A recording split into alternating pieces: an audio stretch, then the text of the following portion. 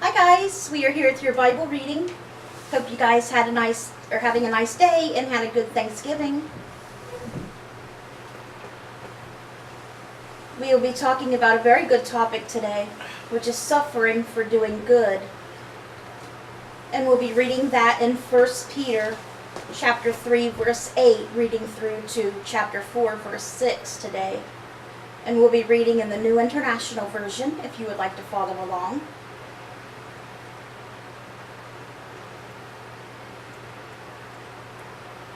Sherm's not going to follow along with us today. His eyes are bothering him, so it'll just be us again today. But he will be doing your homework for us. So let's go ahead and get started.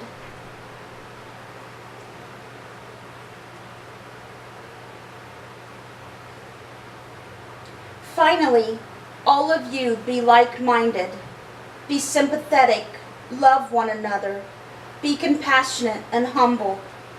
Do not repay evil with evil or insult with insult. On the contrary, repay evil with blessing, because to this you were called, so that you may inherit a blessing. For whoever would love life and see good days must keep their tongue from evil and their lips from deceitful speech. They must turn from evil and do good. They must seek peace and pursue it. For the eyes of the Lord are on the righteous, and his ears are attentive to their prayer. But the face of the Lord is against those who do evil. Who is going to harm you if you are eager to do good? But even if you would suffer for what is right, you are blessed. Do not fear their threats. Do not be frightened, but in your hearts revere Christ as Lord. Always be prepared to give an answer to everyone who asks you to give the reason for the hope that you have. But do this with gentleness and respect, keeping a clear conscience, so that those who speak maliciously against your good behavior in Christ may be ashamed of their slander.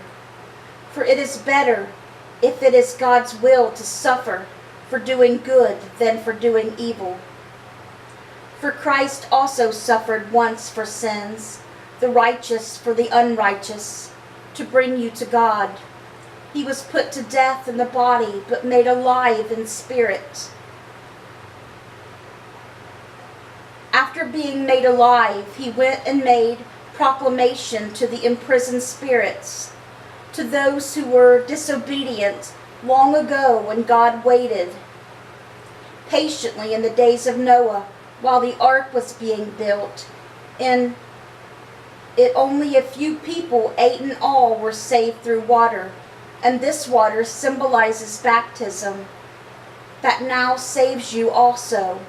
Not the removal of dirt from the body, but the pledge of a clear conscience toward God.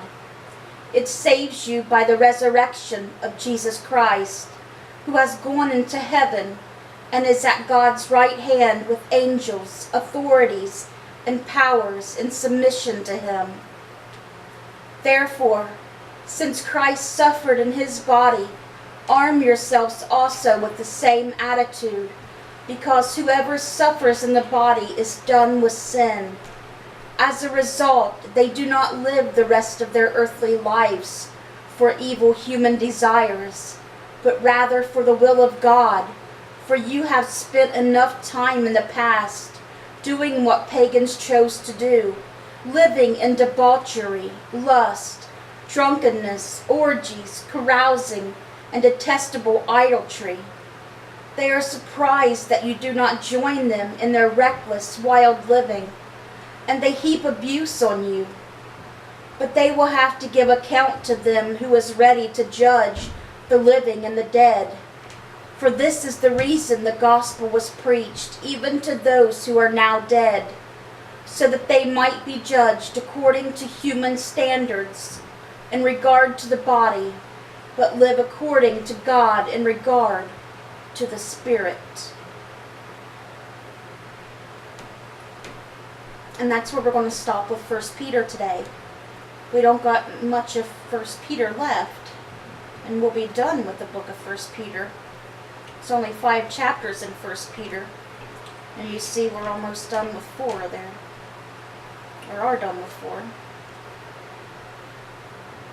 So we are continuing on with Psalm 119 today, with verses 65 through 80. I told you it was a long psalm. I tell you that every day, don't I? You'll be surprised how many days we'll be reading Psalm 119. You'll be like, are we ever going to get done with Psalm 119?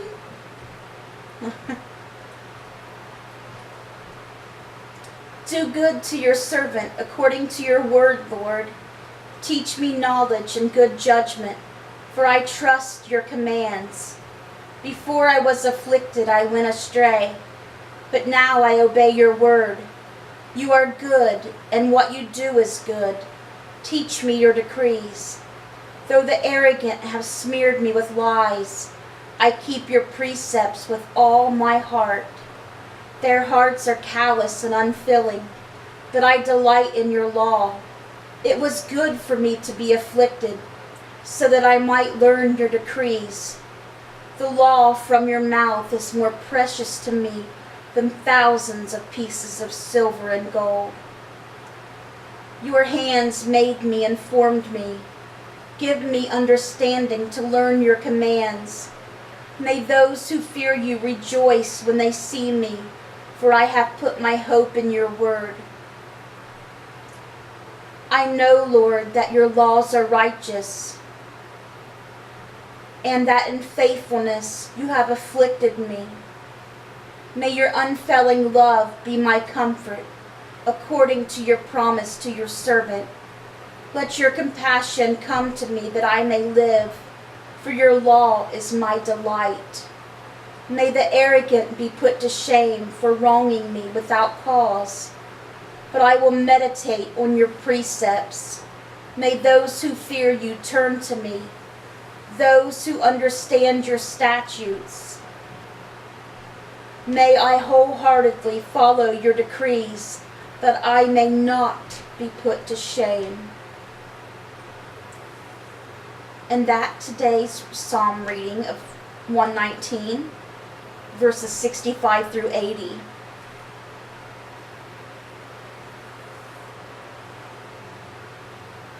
And our Proverbs reading for today is Proverbs chapter 28, verse 14. Blessed is the one who always trembles before God, but whoever hardens their heart falls into trouble.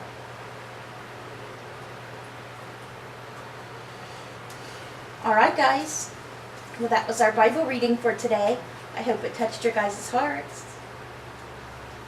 We are going to go over to Brother Sherm now with our homework. And our homework question for last night was, in the parable of Lazarus and the rich man, what does Abraham say to the rich man who wants to keep his relatives out of hell? and the answer we should have came up with is, He tells them that the people have Moses and his prophets.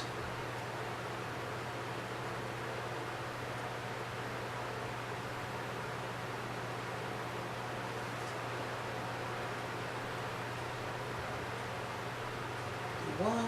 what?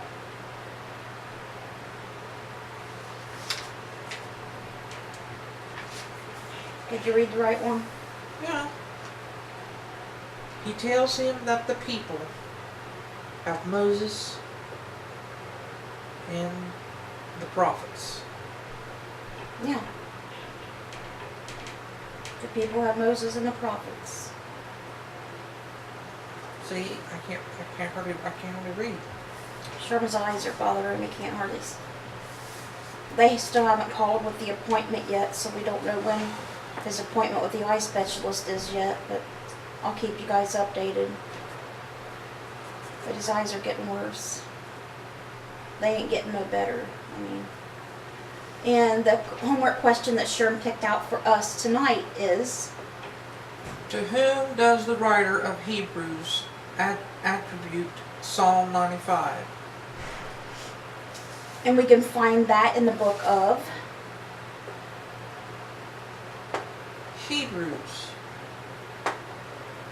Hebrews. Duh.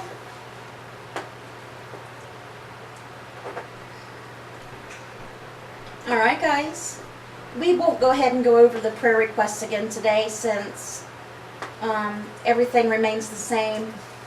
So we'll skip that for today. Make it a shorter video for you guys. If you like the videos, please subscribe to my YouTube channel.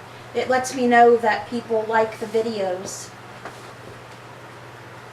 And I also make vlogs on there and funny videos sometimes and other videos, just random ones. I've got stories on there and poems and songs, just random different things.